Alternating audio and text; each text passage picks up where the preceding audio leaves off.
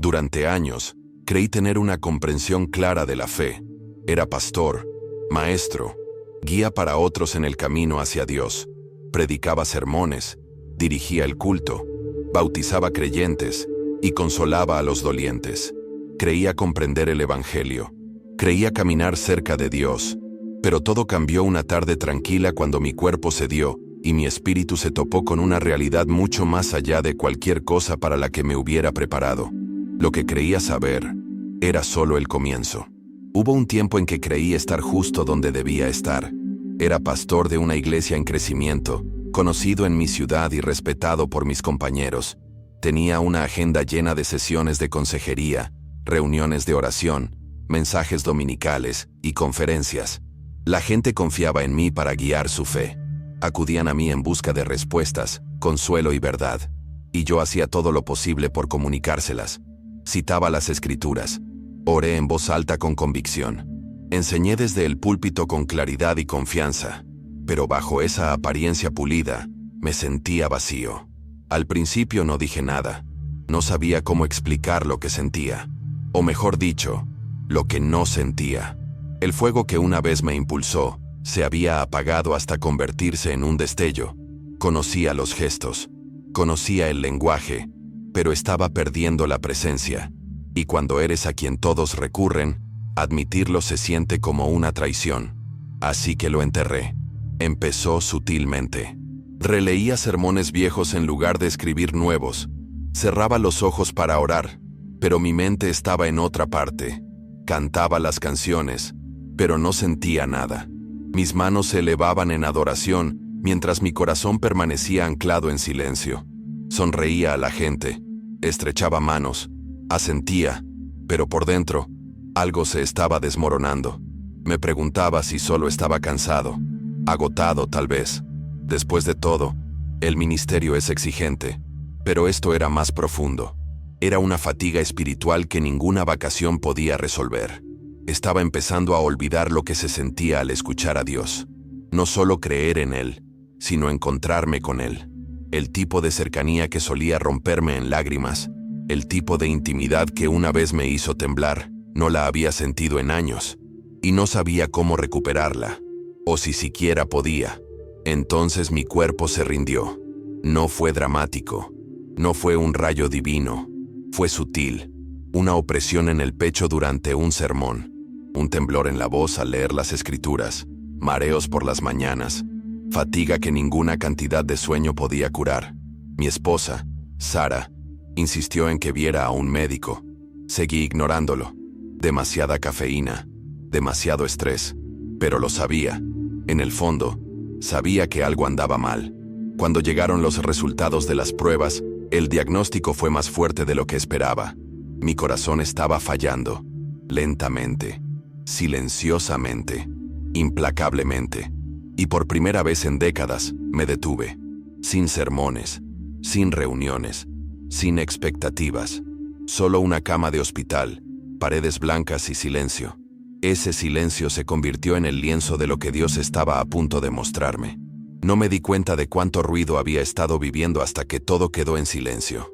En esa habitación de hospital, rodeada de máquinas y monitores, comencé a reflexionar. No sobre mis logros, sino sobre mi condición. No la física, sino la espiritual.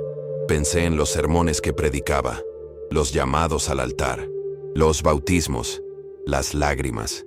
Y comencé a preguntarme, ¿había estado guiando a otros a un lugar al que ya no sabía cómo llegar? Me di cuenta de cuánto tiempo había pasado desde que había sentido a Dios por mí misma. No en teoría, no en doctrina, sino en realidad. Había construido un ministerio alrededor de una verdad que ya no podía tocar. Ese pensamiento quebró algo dentro de mí. Me desnudó. Y fue entonces cuando dejé de orar con palabras y comencé a gemir de anhelo. El momento llegó sin previo aviso. Un segundo estaba acostado en esa cama de hospital. Al siguiente, ya no. No sé cómo explicarlo. Mi cuerpo seguía allí, pero yo no. Estaba de pie, de alguna manera, en otro lugar. Mis sentidos estaban vivos de una manera que nunca había conocido. No era un sueño, no era una alucinación. Era más real que cualquier cosa que hubiera sentido antes. Había una luz a mi alrededor, pero no cegadora. Un silencio, pero no vacío. Me sentí expuesto, pero seguro. Visto, pero no avergonzado. Había cruzado a un reino donde las máscaras no existían, donde la reputación no significaba nada, donde vivía la verdad. Y en ese espacio, lo sentí. No en la teología, no en el texto, en presencia, en una presencia innegable y santa. Cuando Él se acercó me desplomé, no por miedo, sino porque lo reconocí. Jesús, no aquel de quien había predicado a la distancia, el verdadero Jesús, aquel cuyos ojos albergaban galaxias de verdad, cuya presencia hacía temblar el aire mismo. No habló con una voz. Sus palabras entraron en mi espíritu. Pensabas que lo sabías, dijo, y en ese momento me di cuenta de cuánto me había perdido. No en conocimiento, sino en intimidad. Había estudiado el Evangelio, había memorizado las doctrinas, pero había olvidado a la persona. Había amado la obra más que a aquel que la dio. Y ahora, de pie ante Él, todo se volvió claro. Los sermones, la adoración, las oraciones, estaban destinados a conducir a esto. A Él. Él me llevó en un viaje, no con pasos, sino con revelación. En un instante, nos paramos ante un trono, no una metáfora, no una imagen, sino el epicentro de toda la existencia. Luz y sonido irradiaban de Él en ondas de poder que no puedo explicar. Alrededor de Él, seres de adoración, criaturas de luz, ancianos inclinándose en adoración infinita. Y entonces lo escuché. Adoración. No como lo había conocido. Sin instrumentos, sin letras, solo entrega pura. Jesús me miró y dijo, esto es adoración. Y luego me mostró cuánto nos habíamos desviado, cómo los escenarios reemplazaron a los altares, cómo la actuación reemplazó a la presencia. Y Él dijo, has cantado sobre mí, pero no para mí. Esas palabras penetraron más profundamente que cualquier sermón que haya pronunciado. Entonces nos movimos de nuevo, sin caminar, sin movernos. Era como si el pensamiento mismo nos llevara, y de repente nos encontramos en una habitación que parecía antigua y eterna a la vez. En el centro había una mesa, una sencilla mesa de madera, pero todo en ella latía con energía sagrada. Jesús me miró y dijo, ven, mira la mesa. Y comprendí. Esta era la mesa, la comunión, el lugar del que había hablado cientos de veces, pero nunca así. Lo había tratado como un símbolo, una tradición, un breve momento de servicio. Ahora veía lo que me había perdido. La mesa no era un añadido al culto, era la invitación a la unión, era tierra santa, y había caminado sobre ella durante años con los zapatos puestos. Lo que sucedió después me cambió para siempre. La escena ante mí cambió. La mesa se expandió, no en tamaño físico, sino en alcance. Vi miles, millones de mesas, en catedrales y chozas, en celdas de prisión y habitaciones de hospital, en reuniones secretas y espacios públicos, todas albergando los mismos elementos, pan y vino, pero más que eso, albergando a Él. Vi manos temblorosas extendiéndose hacia la copa. Vi niños tomando la comunión en silencio. Vi creyentes perseguidos arriesgándolo todo para partir el pan juntos. Y en cada escena, vi el fuego, una luz que no provenía de los elementos mismos, sino de su presencia en ellos. No era una metáfora, era una manifestación, y lo había extrañado por años. Jesús se volvió hacia mí con ojos que escudriñaban cada rincón de mi alma y dijo, esto no es un ritual, es una relación. Apenas podía respirar. ¿Cuántas veces había administrado la comunión sin comprender su profundidad? ¿Cuántas veces había pronunciado las palabras, este es mi cuerpo, esta es mi sangre, y había seguido adelante sin detenerme? Sentí el peso, no de la condenación, sino de la sagrada responsabilidad. Este era el Evangelio hecho tangible, la cruz en el pan, la resurrección en el vino, y cuando lo tratamos como opcional, reducimos el poder del cielo a un mero recuerdo. Él susurró de nuevo, dile que la mesa sigue puesta, y sigo esperando. Y lloré, porque no me quedaba nada que defender. Desde allí, Él me llevó a un nuevo lugar, esta vez, un espacio de reflexión, un espejo de mi ministerio, pero no a través de ojos humanos. Vi mis sermones, no como bosquejos ni videos, sino como momentos suspendidos en la eternidad. Algunos brillaban con fuerza, otros titilaban débilmente. Vi los que había predicado con total entrega, temblorosos, crudos, honestos, y vi los que había pulido a la perfección, adaptados para el aplauso, suavizados para el consuelo. Jesús estaba a mi lado, en silencio al principio. Luego dijo: fuiste fiel, pero no siempre te entregaste. Esa verdad hirió más profundamente que cualquier reproche, porque era precisa. Había amado la verdad, pero también había temido perder el espacio. Había elegido la seguridad sobre la obediencia más veces de las que me atrevía a admitir. El espejo no me acusó, me reveló, y lo que más reveló fue mi corazón dividido. Los momentos en que edité las escrituras en tiempo real, pensando que estaba ayudando. Los momentos en que omití las verdades difíciles para mantener a la gente enganchada. No vi juicio, sino tristeza. La tristeza de Jesús. No porque yo hubiera fallado, sino porque Él amaba profundamente a esas personas, y yo les había negado lo que realmente necesitaban. La verdad, sin filtro, viva, santa. Me miró de nuevo y dijo: cada palabra tiene peso, no por quien la dice, sino porque es mía. Y entonces supe, predicar no es impresionar, es convertirse en un vaso, mantener el fuego en la boca y confiar en que el Espíritu lo encienda. Entonces la visión cambió. Entramos en un reino que solo puedo describir como la encarnación del dolor. No ira, dolor. Sentí el peso de la tristeza divina. Jesús dijo: ahora deben ver lo que se ha olvidado. Y lo hice. Vi creyentes, iglesias, ministerios enteros. Muchos eran apasionados, activos, sinceros, pero entretejido en todo, vi transigencia, sutil, disfrazada, silenciosa. Una versión de fe que alababa la gracia pero evitaba el arrepentimiento, que celebraba el amor pero nunca mencionaba la santidad, que ofrecía consuelo pero no exigía rendición. Vi púlpitos donde la palabra pecado había desaparecido. Vi sermones que eran entretenidos, inspiradores, pero vacíos. Y lo supe. Habíamos editado a Dios.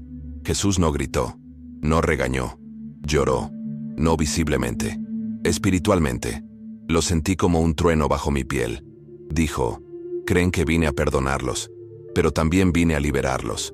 Y lo vi, tan claramente. Cadenas que se habían roto hace mucho tiempo, ahora usadas de nuevo como accesorios. Personas que oraron por sanidad, pero se aferraron a sus heridas, que confesaron, pero nunca se rindieron, que amaron la adoración, pero nunca buscaron la santidad. Y entendí, la gracia no es un colchón, es un catalizador. La santidad no es una carga, es libertad. Y cuando silenciamos estas verdades, no hacemos que el evangelio sea más fácil, lo hacemos impotente. Me miró y dijo: llámalos de vuelta, al camino angosto, a la santidad, a mí. Lo que vi en ese lugar me cambió para siempre, no porque fuera una doctrina nueva, no porque fuera una experiencia sensacional, sino porque me quitó todo lo que creía saber y me trajo de vuelta a aquel que siempre había anhelado. Jesús no solo me mostró el cielo, sino su corazón. Y su corazón todavía se rompe por una iglesia que recuerda su nombre pero olvida su presencia.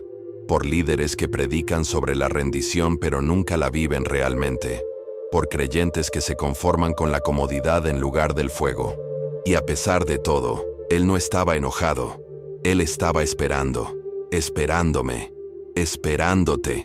No se trata de emoción, no se trata de exageración, se trata de santidad, de volver a la mesa con reverencia, de levantar las manos no para actuar, sino para rendirnos, de abrir la palabra no para preparar sermones, sino para ser deshechos por la verdad.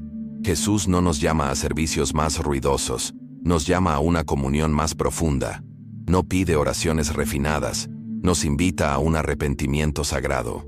Y si has sentido la misma fatiga que yo una vez, si tu alma se ha quedado en silencio bajo el ruido de tu propia fe, entonces escúchame. Aún no es tarde.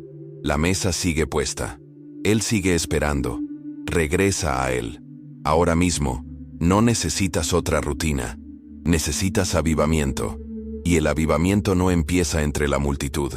Empieza en el silencio, en lo secreto, de rodillas.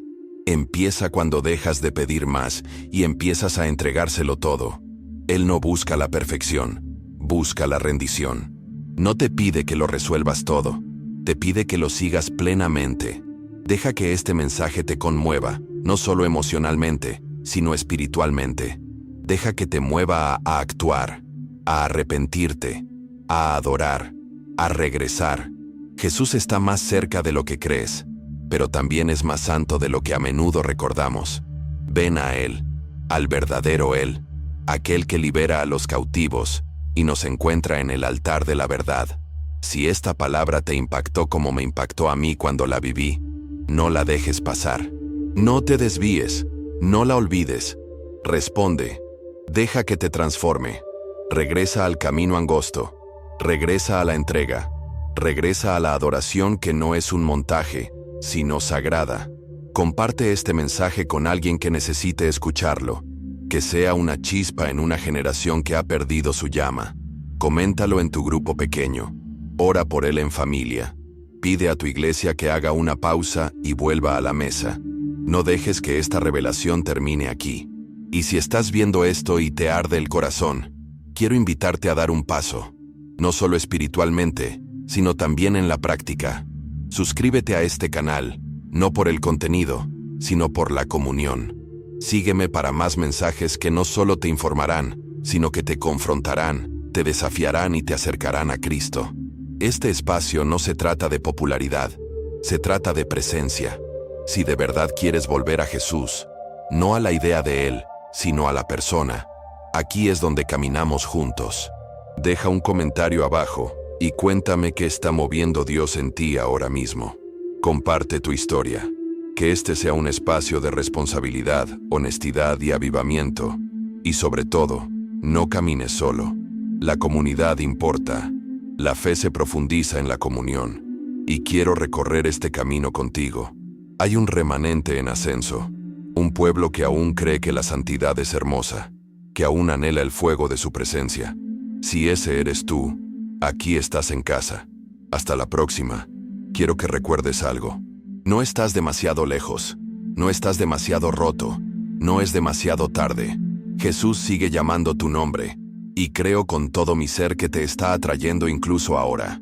Así que ven. Regresa al trono. Regresa a la mesa. Regresa a Él. Estaré aquí, esperando, orando y caminando contigo. Mantente cerca, mantente rendido y sobre todo, mantén tu hambre de Él.